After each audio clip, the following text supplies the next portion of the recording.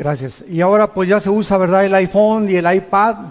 Y hay muchos que pues ya ni la Biblia traen el domingo porque ya con su iPad, ¿no? Pero yo siempre les digo, no hay como tenerla así para abrirla, para apuntar, para hacer notas, en fin, ¿verdad? No hay como tener la palabra de Dios aquí. Y pues ya en el avión y todo, pues sí, todo el mundo trae su app ya de la Biblia. Yo traigo 3, 4 versiones de la Biblia para poder estudiarla, pero no hay como ya para estudiarla y oírla y predicarla, tener aquí el libro bien abierto. Muy bien. Abran sus Biblias en el capítulo 8 del libro de Daniel y vamos a comenzar a desarrollar esta conferencia sumamente interesante acerca de un personaje tan controvertido desde hace muchos años, llamado en la Biblia el Anticristo. Y en el capítulo 8 del libro de Daniel, porque es uno de los libros junto con el Apocalipsis que más menciona y detalla el carácter del Anticristo, nos damos cuenta por qué el mundo ahorita está como está. Vamos a ver del versículo 23 en adelante para que más o menos tengan ustedes una idea. Y no es una coincidencia que desde 1946 hayan comenzado a aparecer objetos voladores no identificados, conocidos como los famosos ovnis. No es tampoco coincidencia que han pasado casi 5.500 años de historia y la ciencia, astrofísicos, ingenieros hidráulicos, arqueólogos, geólogos, no han podido determinar quién construyó las pirámides de Egipto, quién hizo las ruinas de Stonehenge en Inglaterra, las de Machu Picchu en Perú, los círculos grandísimos que están arriba del mar de Galilea, en el norte de Israel, que solamente desde un avión lo puedes ver, y son piedras de más de 100 toneladas, formadas en círculos, apuntando todas hacia los signos del zodíaco y hacia los 4 puntos cardinales del mundo. Hasta ahorita los geólogos y los sociólogos no han podido entender la civilización maya, la misteriosa civilización maya que apareció y desapareció.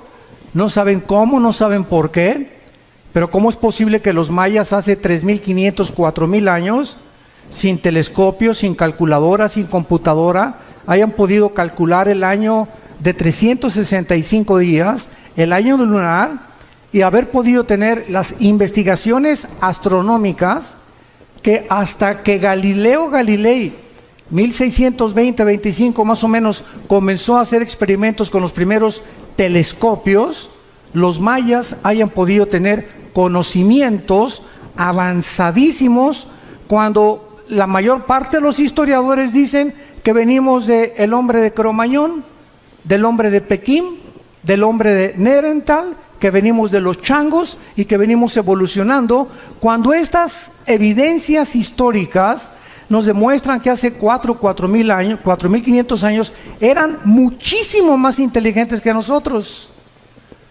Entonces, o hace 4.000 años o 5.000 años el mundo estaba en la agricultura, ni tractores tenían, y ya estamos hablando de que tenían conocimientos astrofísicos y astronómicos, arquitectónicos, con qué sierras cortaron las piedras de 200 toneladas, cómo los amontonaron en la pirámide de Giza, en el Cairo, en Egipto, con qué sierras de esmeril pueden haber tenido ese avanzado conocimiento para haber hecho lo que hacen, y han hecho cientos de experimentos para tratar de imitar o descubrir por qué las hicieron, y hasta este momento nadie lo ha podido saber.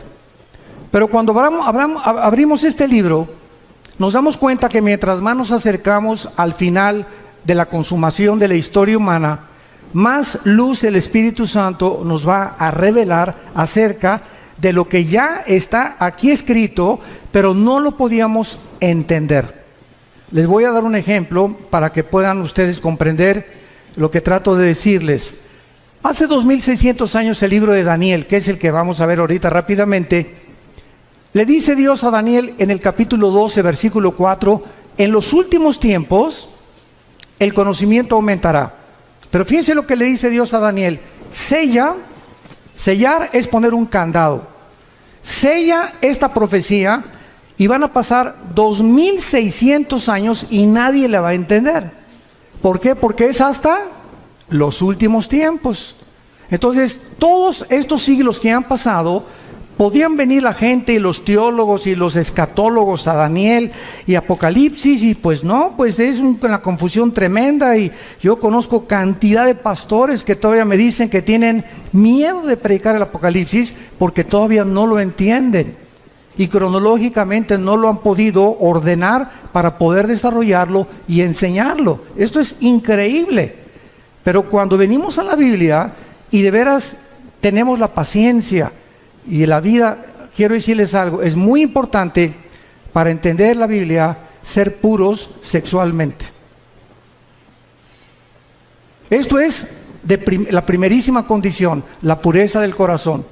Nuestra vida tiene que estar limpia por dentro, nuestra alma, para que el Espíritu Santo no tenga ningún estorbo en revelar a mi mente y yo no tenga imágenes de pornografía, ni estar pensando con otra mujer que no es mi esposa, etcétera, etcétera. El Espíritu Santo es más sensible que una paloma, por eso se le compara con una paloma. Y Él sabe cuando tú ves a una mujer que no es tu esposa, cuando te aprovechas con tu novio o con tu novia, y todas estas cosas molestan a Dios, porque es un Dios santo. Pero eso sí, ¿verdad? Cuando se trata, a ver, explíqueme la predestinación, y explíqueme esto, ¿y por qué no entiendo estas cosas? ¿Y sabes por qué? Por tu vida sucia. Porque cuando comiences a limpiar tu vida y a tomar en serio a Dios, no te imaginas de qué forma se va a ampliar tu capacidad de percepción y de discernimiento espiritual para que entiendas las cosas profundas de Dios. En uno de los salmos dice la Biblia: al pueblo Dios le dio a conocer sus obras, a Moisés sus caminos. Qué tremendo está esto. O sea, el pueblo vio cómo cayó agua en el desierto, cómo cayeron codornices, cómo pudieron ser sostenidos en un desierto sin nada, y lo único que el pueblo quería era ver milagros, milagros, milagros, milagros. Pero durante 40 años el pueblo en el desierto nunca tuvo el conocimiento de los caminos de Dios. ¿Por qué Dios hace lo que hace? Y esta es la razón también por la cual muchos cristianos se desaniman y se frustran. Es que no me ha funcionado el cristianismo y Dios no me ha contestado mis oraciones. Y la raíz de todos los problemas es el pecado. Nuestra vida sucia, nuestra vida que no está limpia delante de Dios, las tranzas, la deshonestidad, la falta de integridad, en todas estas áreas tenemos que tener muchísimo cuidado para que podamos dejar la libertad al Espíritu Santo y Él pueda ampliar nuestro entendimiento. Y en esta generación, como dice Daniel 12, los entendidos entenderán. Y dice los salmos, ¿verdad? Dichoso el hombre que guarda los mandamientos de Dios, porque entenderá el temor de Dios. Y si tú no quieres seguir a Cristo cargando una cruz, no lo sigas. Y si no quieres negarte a ti mismo, te va a costar más trabajo. El otro día tuvimos un caso, mi esposa y yo, de una pareja, que él va a una iglesia y la esposa va a otra iglesia. Pero la esposa es la directora de la escuela, es la directora de la femenil de la otra iglesia, pero no quiere ir a la otra iglesia de su esposo. Pero es directora de la femenil y ella dice que quiere seguir a Cristo, pero sin una cruz, porque la Biblia dice que la esposa debe seguir al marido. Entonces ella, si es cristiana, debe entender algo. Una cruz es seguir a Cristo haciendo sacrificios. Pero hay cantidad de cristianos que quieren seguir a Cristo con la novia fornicando, quieren seguir a Cristo, uno por acá y otro por allá, y dicen que siguen a Cristo. Increíble. Y a Jesús no lo sigues así. Implica sacrificio seguir a Cristo. Tenemos que entender esto y negar nuestros intereses personales. Una mujer de Dios dice: Padre Santo, me gusta mi iglesia, pero mi esposo va a otra iglesia y a menos que no sea una secta, no tienes por qué seguirlo. Pero no era una secta, era otra denominación. Entonces me sacrifico y voy con mi esposo y le voy a dar gusto a mi esposo y voy a orar por él, ¿verdad? Señor, pero yo quiero estar en tu voluntad. Y ahí es donde está la bendición. Pero estamos tan equivocados en tantos detalles tan pequeños que queremos seguir diciendo que somos cristianos y tenemos tantas cosas en nuestra vida que están muy lejos todavía del carácter de Jesús. Acuérdense que cuando lleguemos al cielo, Dios nos va a preguntar, pues ¿cuántas almas ganaste? Bueno, 5 millones de almas. ¿Cuántas iglesias hiciste? Tuve 600, di cobertura, 800 iglesias. Todas estas cosas que hagamos, a Dios, ¿qué le van a sorprender? A Dios, ¿qué le van a poder decir, verdad? Caray, te felicito, mi hijo, al llegar al cielo. Solo una pregunta va a haber para todos nosotros. Una sola pregunta. ¿Cuánto te pareces a Jesús?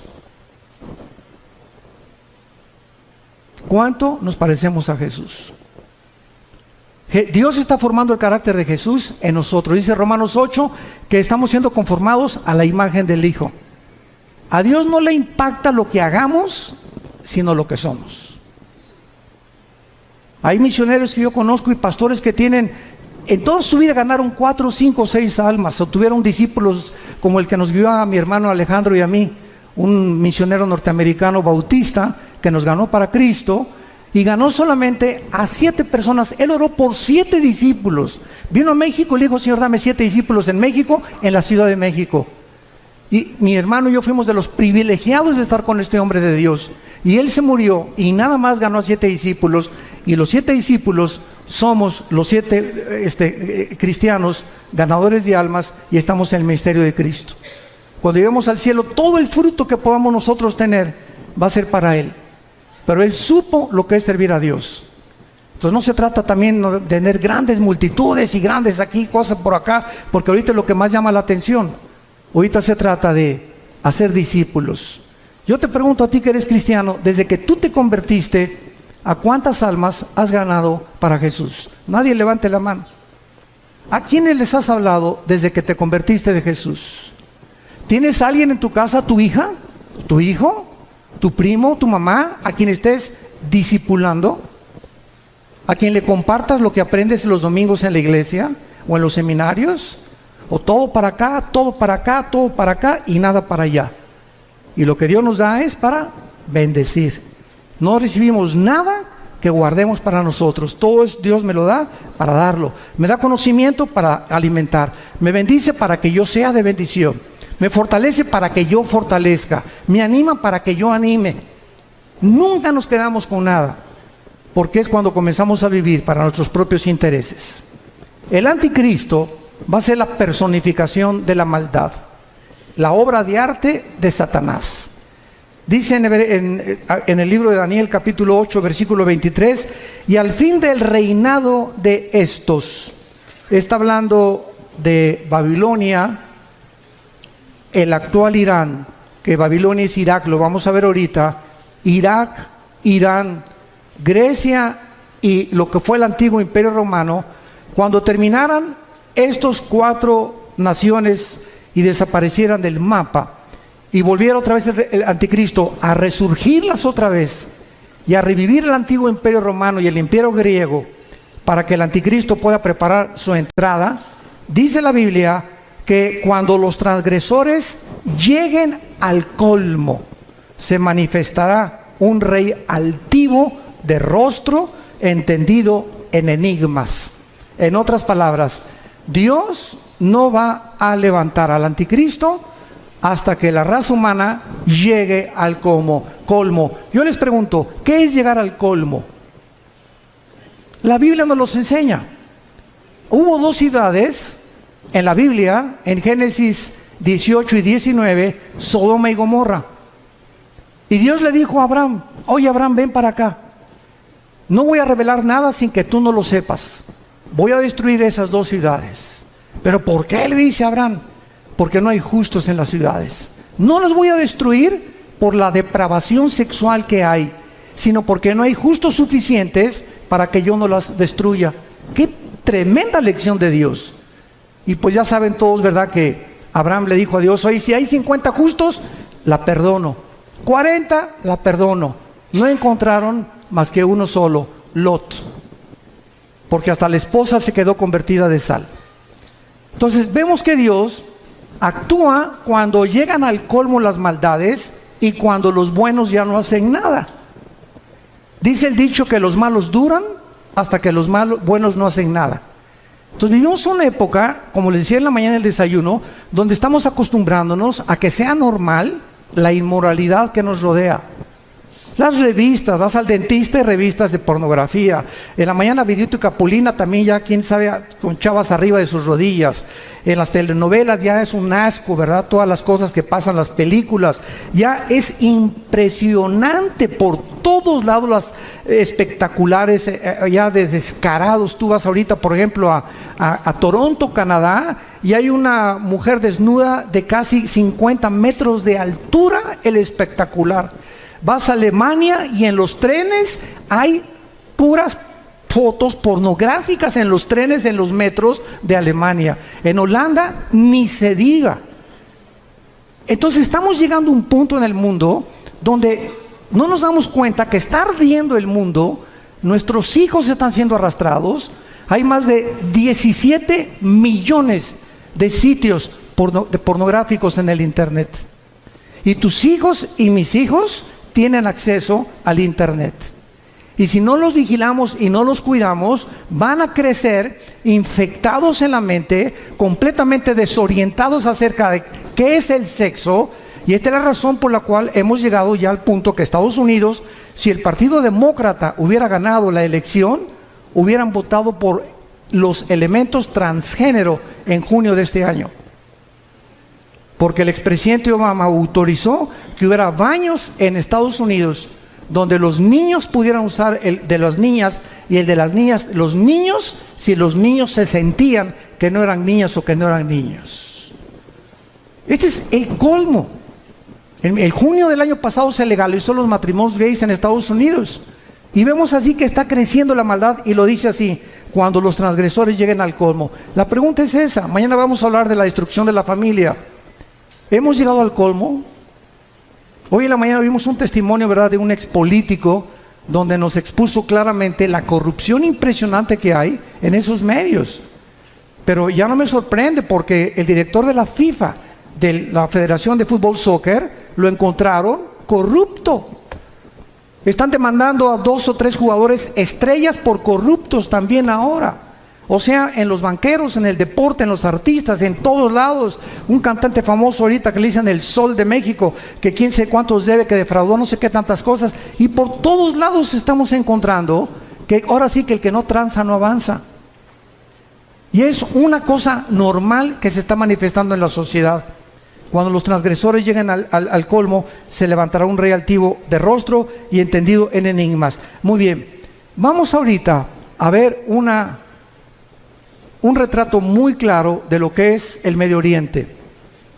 ¿Saben ustedes en qué parte del mundo se encontraba el huerto del Edén? Dice Génesis 2, y nos da la clave, donde estaban 2 ríos, el Éufrates y el Tigris. El río Tigris nace en Turquía y recorre todo el Medio Oriente, son como más de 2000 kilómetros, y desemboca en el Golfo Pérsico. Y es en esa área geográfica, entre el río Tigris y el río Éufrates, donde se encuentran las 2 naciones, ahorita en el siglo XXI, donde nació la civilización y donde se encuentra en la olla hirviendo y el conflicto que va a desembocar en la Tercera Guerra Mundial, que hablaré en la otra conferencia de esto. En esta zona entre Irak, que en la Biblia aparece con el nombre de la tierra de Sinar, la tierra de los caldeos o Babilonia, y Siria, que aparece como Asiria, vemos que antes la Mesopotamia, o la división entre 2 ríos, que es lo que significa la palabra Mesopotamia, estaban Irak y Siria unidas, no estaban separadas.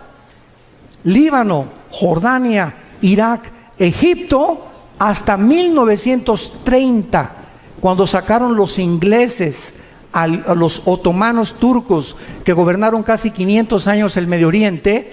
Los ingleses lo sacaron, y cuando los ingleses repartieron el Medio Oriente y le dijeron a los judíos: ustedes en ese pedacito, ustedes en Saudi Arabia, ustedes aquí, ustedes allá, Francia y Inglaterra repartieron casi todo el Medio Oriente, y se formó el Medio Oriente tal como lo encontramos nosotros.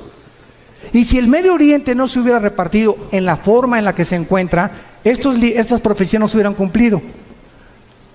Entonces es increíble cómo la providencia divina en la historia se va manifestando los caminos de Dios, y cuando estamos atentos a lo que la Biblia dice, descubrimos que nos encontramos verdaderamente, como lo vamos a demostrar, en la última generación. Hemos llegado al final de la historia humana, damas y caballeros. Prepárate para encontrarte con tu Dios, porque se viene sobre el mundo como tú no te imaginas. Así las cosas, así se van a venir. Y dichosos y felices aquellos que no están en glotonería ni en los placeres de la vida, ¿verdad? Y que han tomado en serio a Dios, que se han santificado, que se han limpiados, porque de ellos es el reino de los cielos. Entonces, la zona de Irak fue donde el huerto del Edén estuvo. Génesis 2, del 2 al 10. Fue en Irak donde se encontraba Satanás cuando Dios puso el huerto del Edén. ¿Y de qué tamaño creen ustedes que es el huerto del Edén? ¿Se han preguntado? Tendría 10 kilómetros cuadrados, 1 hectárea, 4,000 metros cuadrados. ¿Qué tan grande es el huerto del Edén? Bueno, el huerto del Edén no era más que una pequeña zona geográfica en el Medio Oriente, lo que es ahorita Irak y Siria, y la demás parte de la tierra estaba despoblada. Pero ya los ángeles caídos estaban en el planeta Tierra, junto con Satanás, cuando Dios colocó a la primer pareja en el huerto del Edén. Y cuando Dios crea a Adán y Eva, las flores no tenían espinas, los leones no mordían, no había veneno en los alacranes, ni tampoco en las víboras, no había tormentas, no había tsunamis, no había nada de lo que nosotros estamos experimentando siglos después. Cuando Adán y Eva peca, esto es muy importante, cuando Adán y Eva peca, Dios había asociado la creación a ellos. Si ellos permanecían en comunión con Dios, Dios bendecía la creación. Pero si ellos pecaban, escuchen esto, cuando pecaron, su genoma fue alterado. No sé cuántos sepan lo que es el genoma. Fue el proyecto con el cual terminó el siglo XX el presidente Clinton y el doctor Collins, que es la investigación del ADN o del ácido desoxirribonucleico que se encuentra en cada una de las células. Y en los millones de células que tenemos un software, para que me entiendan, en el siglo XXI, tenemos un software, tenemos un código genético de información inteligente. Y en cada célula de mi cuerpo se encuentra toda la información de cómo soy, de cómo eres. Tu tamaño de estatura, tu pelo, tus ojos. Venimos heredando desde Adán. Los hombres el cromosoma Y, que las mujeres no lo tienen. Las mujeres tienen cromosoma XX, nosotros tenemos cromosomas XY. Y esta es la razón por la cual hasta 1860, cuando Gregorio Mendel descubre las leyes de la herencia, que entiende por qué José no podía meterse con María para que naciera el Hijo de Dios. Pasaron 2000 años. ¿Por qué José no tuvo relaciones con María para que naciera Cristo como tú y como yo? Pero se descubren las leyes de la herencia. 1954 el doctor Crick y el doctor Watson descubren la hélice del ADN. El siglo XX termina con el descubrimiento más grande científico de la historia, el proyecto del genoma humano, donde dice el presidente Clinton en la Casa Blanca: hemos entrado por primera vez a descubrir el libro de la vida. Y desde que el hombre comienza a introducirse en el ADN y a investigar el ADN, que es lo que determina nuestra genética de cada uno de nosotros, descubre la mayor parte de los científicos ateos que era imposible que viniéramos de Chita, que la mentira y el fraude intelectual más grande del siglo XX, darwiniano, como decía el ministro de propaganda de Adolfo Hitler, Joseph Goebbels, cuando una mentira se predica 10 años, 100 años, se acaba aceptando como una verdad. Entonces comienza el siglo XXI y cantidad de científicos ahorita ateos, que estamos viéndolos en internet, se están convirtiendo porque el ADN niega que el ADN de un mamut sea igual al de un camello o al de un rinoceronte, o el ADN del chango sea igual al del águila, o el del águila sea igual al del halcón. Y cada uno de nosotros tenemos en cada especie, porque hay 4 especies: la especie humana, la especie animal, la especie de las aves y la especie de los peces. Y no venimos las 4 especies que hay, las 4 características o elementos que forman el mundo que nos rodea. Ninguno tiene el mismo ADN, como ninguno tiene las mismas huellas digitales. Increíble. Entonces comienza la ciencia a ser revolucionada y entendemos que cuando Adán y Eva pecaron, cambió la genética de la creación. Las rosas comenzaron a crecer con espinas. Los animales se comenzaron a volver feroces. Comenzó la naturaleza a volverse enemiga de nosotros, con tornados, con huracanes, con inundaciones, etcétera, etcétera. Comenzaron a propagarse todo lo que se llama la propaganda bacteriológica, los virus, los microbios que comenzaron a atacarnos, se volvieron nuestros enemigos, y todo debido al pecado humano. Por eso dice Romanos 8 que la creación gime a una, esperando la redención de nosotros, porque cuando seamos redimidos nosotros, la creación regresará al huerto del Edén otra vez. Y esto es precioso, porque nosotros los cristianos que me escuchan, santos de Dios, toda esta información que les doy es la información que ahorita están buscando los científicos y no la tienen. ¿De dónde vienen los platillos voladores desde 1946? Porque cuando venga el rapto, ¿qué creen que van a decir? Que nos pintamos con los ovnis, que los extraterrestres nos llevaron. Y Alberto Einstein en 1943 demuestra al presidente Roosevelt en Estados Unidos, al doctor Fermi y al doctor Oppenheimer alemán. Alberto Einstein demuestra con su famosa teoría E igual a mc al cuadrado, la energía es igual a la masa por la velocidad de la luz al cuadrado, que la conquista del espacio es imposible científicamente, por 2 razones: la velocidad y el tiempo.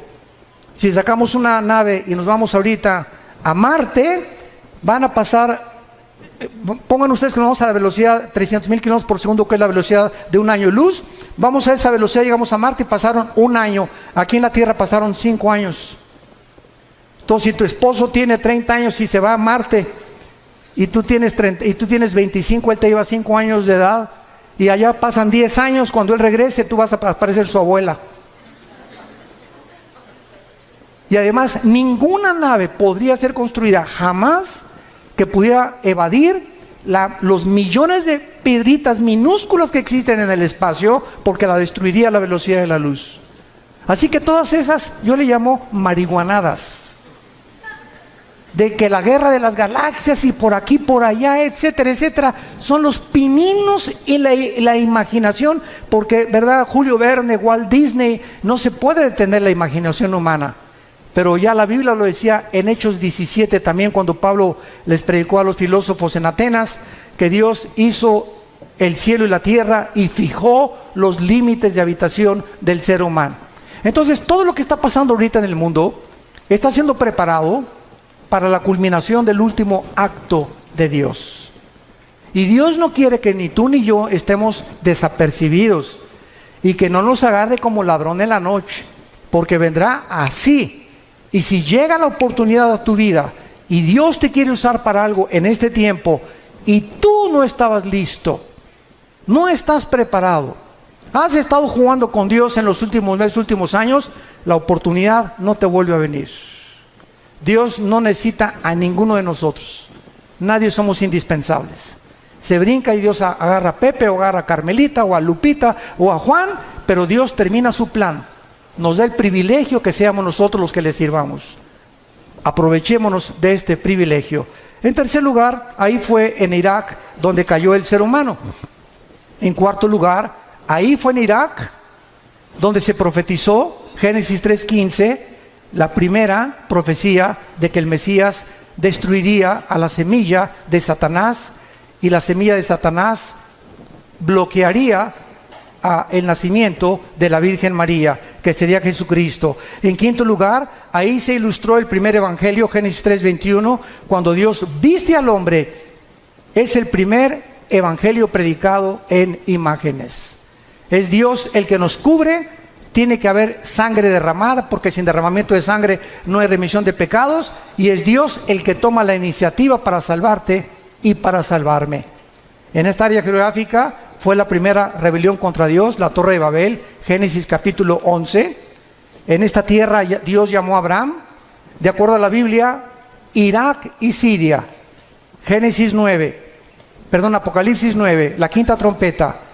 Están atados los 4 ángeles más crueles y sanguinarios de toda la humanidad. Ahí donde está ahorita Irak y Siria, la guerra civil de Siria, y donde está el conflicto estrellando o con la conflagración entre el oriente y entre el occidente. Ahí se encuentra la actividad demoníaca más grande de la historia. Ya no es el Teposteco aquí en México, ni Veracruz, ni Catemaco, Veracruz. Es ahí entre Irak y Siria, donde desde la guerra del Golfo Pérsico todo el mundo volteó sus ojos. Antes de la guerra del Golfo Pérsico, 1990-91, yo le pregunté a un grupo de estudiantes que si sabían dónde estaba Irak. ¿Saben qué me contestaron? Que qué clase de medicina era esa. Que si era un nombre de una medicina. O sea, eran zonas que ni siquiera consideraban, ni siquiera yo les dije en un mapa, pon un dedo, dime dónde está Irak. No lo podían localizar ningún estudiante del tercer grado de teología. Me reservo el nombre del seminario. Pero era increíble. Y desde el 90 hasta nuestros días, pues ya todo el mundo sabemos, ¿verdad? Que Irak, ¿verdad?, está junto a Israel, junto a Jordania, ¿verdad?, junto a Siria, etcétera, etcétera. Pero es el área donde ahorita la atención mundial se ha concentrado. Y el punto al que quiero llegar es el siguiente. De esta zona geográfica, entre Irak y entre Siria, saldrá el anticristo. Ahorita regresamos a Daniel, vayamos a Génesis 49. Y vamos a ver con mucho detenimiento lo que en los últimos años se han tratado de especular acerca del origen del anticristo. Lo único que sabemos, o que se sabía, sin haber profundizado la Biblia, hasta hace, me acuerdo yo, 25 años, yo desde que me convertí, no sé cuántos de ustedes sepan, ¿verdad?, pero el primer mensaje que yo prediqué en mi vida, hace 40 años, fue sobre la tribulación. O sea, desde que comencé a predicar, Dios me trajo a la profecía y a la apologética, que es la defensa de la fe. Son las dos áreas de ramas de la teología donde me he especializado más, en la profecía y en la defensa de la fe, la apologética. Y desde que comencé a estudiar la Biblia, pues fue algo, ¿verdad?, que yo sentí que era un llamado que Dios me daba para profundizarme en la profecía. Y a través de todos estos años, pues me metí. Yo he predicado 3 veces todo el libro de Apocalipsis, versículo por versículo. Lo pueden conseguir, son 100 conferencias, versículo por versículo, los 22 capítulos. Pero lo he predicado 3 veces, pero lo he grabado 3 veces, pero lo he predicado como 6 o 7 veces en toda mi vida que llevo de cristiano. Y cada vez que lo predico encuentro algo diferente. Y cada vez que predico tengo más luz. Y cada vez que predico a la luz de los descubrimientos científicos que están sucediendo en el mundo, como lo de la genética, como el proyecto Genoma Humano, etcétera, etcétera, entiendo más por qué hace 2000 años el apóstol Juan en Apocalipsis dijo que el anticristo marcaría con el 666 a la humanidad. ¿Cómo podría ser posible si no se hubieran inventado las computadoras? ¿Cómo podíamos ser posible que en el capítulo 11 de Apocalipsis, cuando se maten a los 2 testigos, dice que todas las tribus y todas las lenguas verán al mismo tiempo el mismo evento? ¿Cómo podría ser posible si no se hubieran inventado los satélites de comunicación en los 70 del siglo pasado? Entonces todo va cobrando sentido conforme la ciencia va aumentando, y nosotros decimos, ¿verdad?, la Biblia tenía razón. Hasta que se descubre la genética, se entiende por qué María no podía tener relaciones con José. Porque si José se hubiera metido con María, el esperma Y, el cromosoma Y del varón, viene infectado desde Adán, porque nosotros transmitimos el pecado. La mujer es la receptora, nosotros traemos la semilla, los varones. Si José se mete con María, Cristo nace como naciste tú y como nací yo, en pecado. No hubiera podido pagar por nosotros. Tenía que nacer con un cromosoma que fuera el Espíritu Santo, el que fertilizara el óvulo o las dos X de los cromosomas de María, para que Dios pusiera el cromosoma Y de una forma divina y el Hijo de Dios naciera hombre y naciera Dios también. Todas estas cosas las comenzamos a comprender gracias a los descubrimientos de la ciencia. Y cuando la ciencia descubre algo, la ciencia dice, la Biblia se nos adelantó. Y la Biblia es más moderna que el periódico Mañana en la Mañana. Todo lo que estamos viendo ahorita, ya la Biblia lo decía, pero pues los cristianos siguen con Ricas y Famosas, el Calimán, las telenovelas, peleándose, viviendo en pecado, queriendo saber cosas y teología, y me quiero ser pastor, o quiero ser misionero, o por qué no bendice Dios mi hogar, por qué no tengo dinero, por qué no prospero, etcétera, etcétera, simplemente porque hay una sola condición. La bendición para la bendición es la obediencia. No hay más, así de sencillo. Tú obedece este libro y obedece lo que Dios te dice, no te imaginas, no tienes la menor idea de cómo Dios te va a bendecir. En Génesis 49, dice el versículo 16 y 17 una profecía que hizo Jacob antes de morir. Dan juzgará a su pueblo. Dan era una tribu, como una de las tribus de Israel. Será Dan serpiente junto al camino, víbora junto a la senda, que muerde los talones del caballo y hace caer hacia atrás al jinete. Muy bien, de acuerdo a esta profecía, hace 25 años, yo estuve de acuerdo también. Y de acuerdo a Daniel 11, 35 y 36, que dice que el anticristo del amor de sus padres no hará caso. Y de muchas otras que parecen que el anticristo sería judío. Resulta que comenzamos a escarbar más la Biblia. Como vayamos ahora a Isaías capítulo 10, rápidamente, Isaías 10. Y comienzan a surgir la otra línea de comprensión de que al anticristo se le llama más de 10 veces en el Antiguo Testamento el asirio. El asirio, o sea, de la región geográfica donde se encuentra ahorita ISIS, el grupo terrorista radical islámico, ISIS.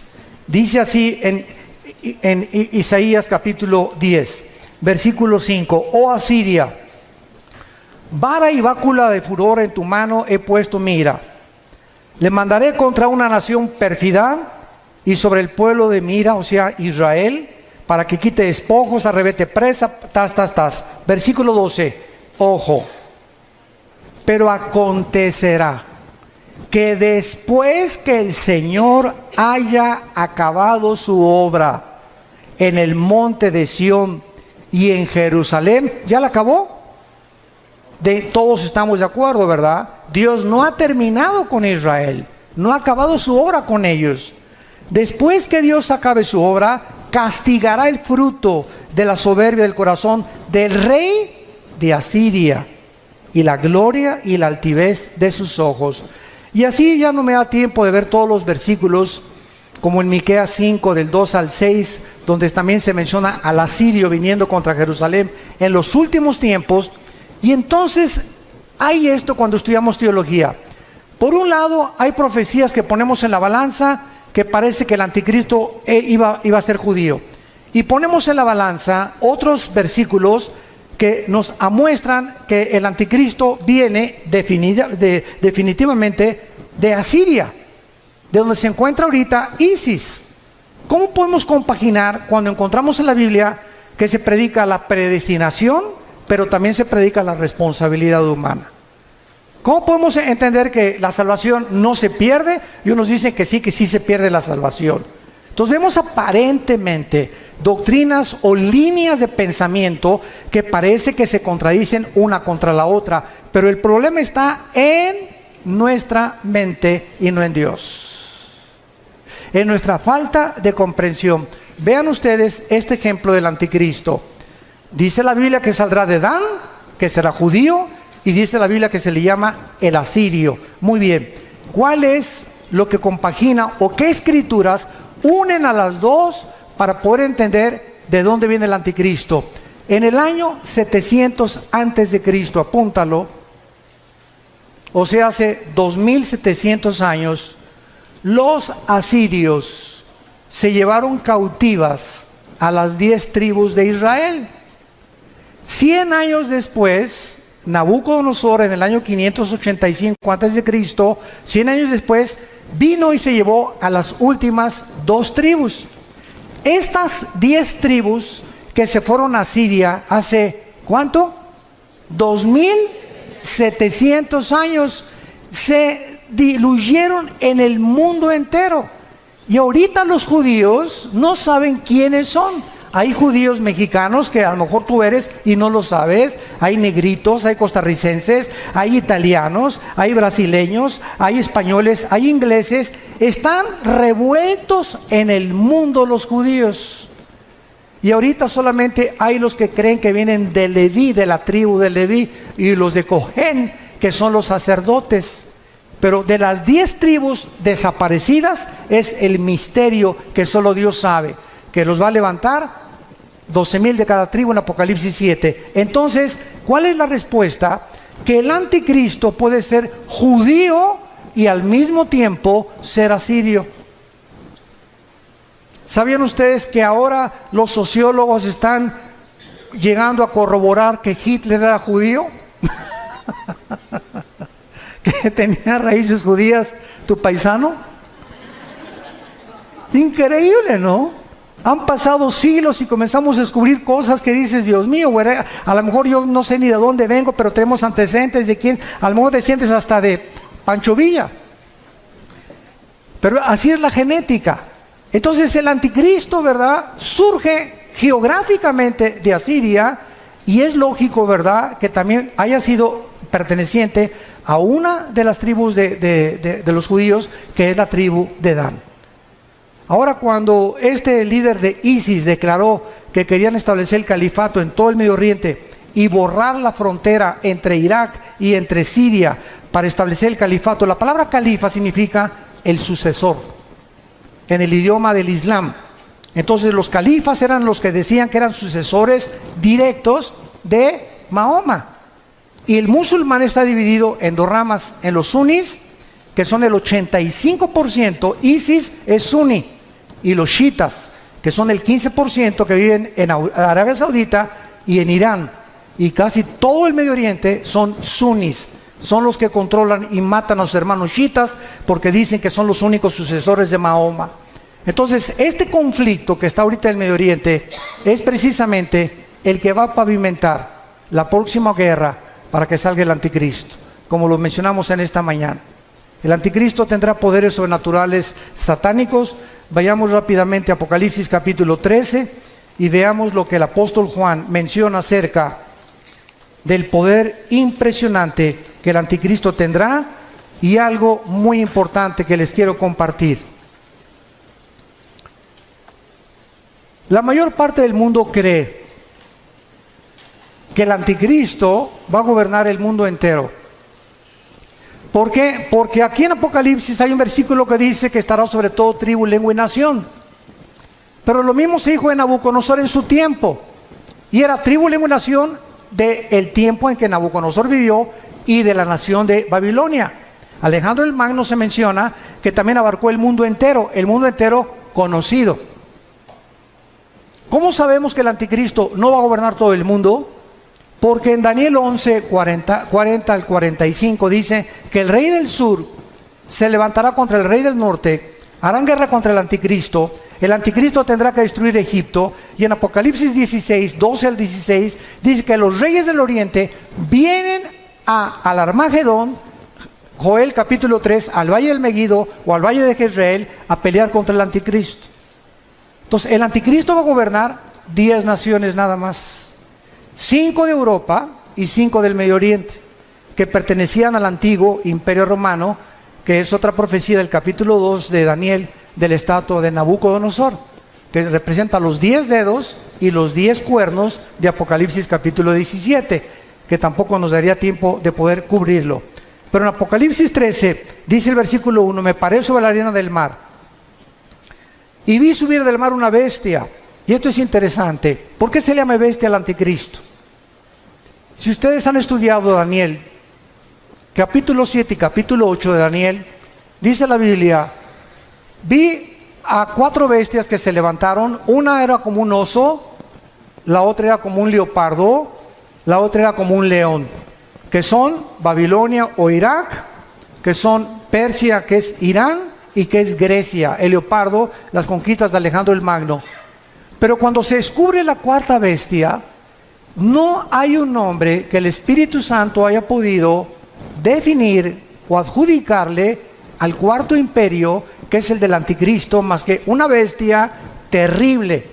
O sea, de acuerdo al Espíritu Santo, no hay una bestia tan sanguinaria, depredadora, que se pudiera utilizar como un ejemplo para poder compararlo con la ferocidad, la crueldad, el odio y el orgullo y la altivez de este hombre que será la obra maestra de Satanás.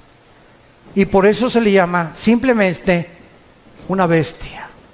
Y la palabra bestia en el griego, terión, es una bestia depredadora. No es un animal como un perro que es domesticado, como un caballo o como una gallina, sino que son bestias depredadoras, porque esta es la naturaleza que tendrá el anticristo. Y vean ustedes de dónde surge el anticristo, de acuerdo a Juan. Me paré sobre la arena del mar. ¿Dónde estaba Juan cuando escribió esto? En el mar Mediterráneo. De esa zona del mar Mediterráneo es donde el anticristo va a surgir, no de México, de Querétaro menos.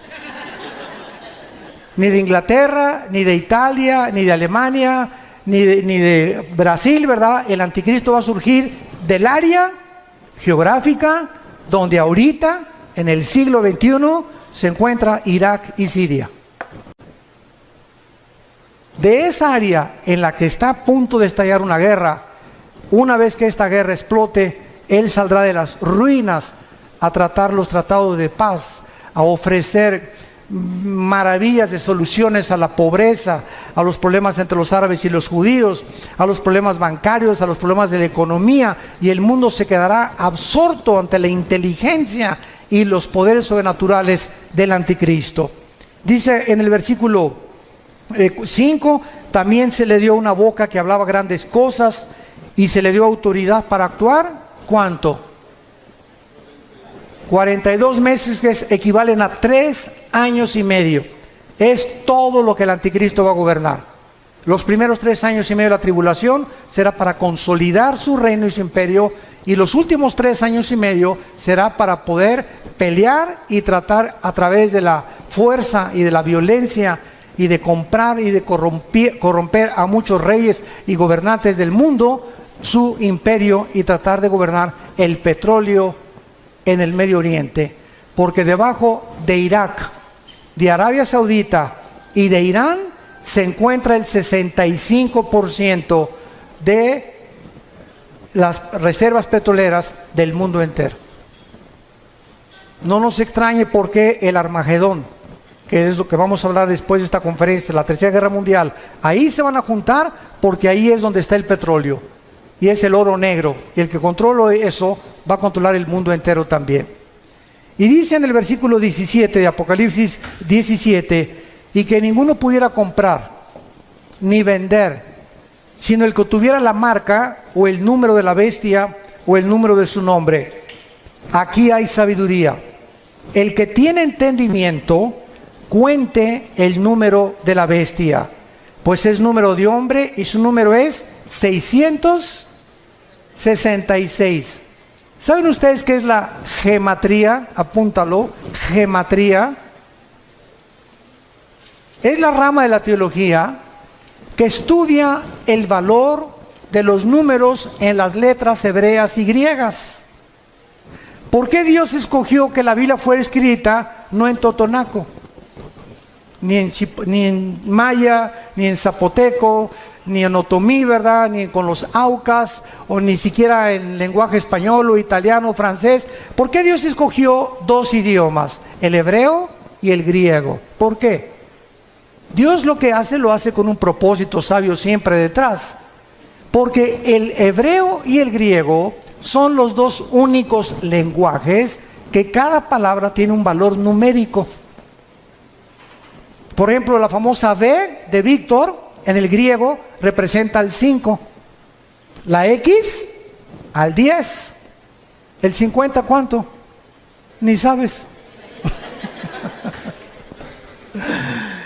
La D, ¿verdad? Y el 50, el 1000, ¿verdad? Entonces, cada letra tiene un valor numérico, se llama la gematría. Cuando el Espíritu Santo escogió el 666, ¿saben qué significa? Porque dice aquí hay sabiduría, el que le entienda. ¿Cuál es el número de nosotros? El 6. ¿Cuál es el número de la Trinidad? El 3. 6, 6, 6 es el hombre elevado a Dios, elevado a la deidad, que es el sueño que Satanás le dijo a la mujer: serás como Dios. Entonces el anticristo es la obra maestra de un ser humano que el Satanás toma y lo eleva a la capacidad de ser un Dios, aunque no era un Dios. Por eso se le llama el 666, el hombre elevado a la deidad o a la divinidad, que es lo que Dios quiere que nosotros tengamos cuidado. No somos dioses, no somos autónomos, somos agentes morales responsables, no nos creamos a nosotros mismos y debemos nuestra obediencia al Señor. Padre, te damos gracias por tu palabra en esta tarde, por permitirnos rascar simplemente tus profecías y tener un poco más de conocimiento de tu programa y de tu plan en la historia y para los tiempos humanos. Te pedimos, Señor, que cada día que pase recordemos el consejo que le diste a Josué. Josué, hay 7 naciones delante de ti en Canaán, y te voy a dar el secreto, Josué, para la victoria. No es con espada ni con ejército, no es con la valentía del caballo, no hay sabiduría ni conocimiento ni inteligencia contra Jehová.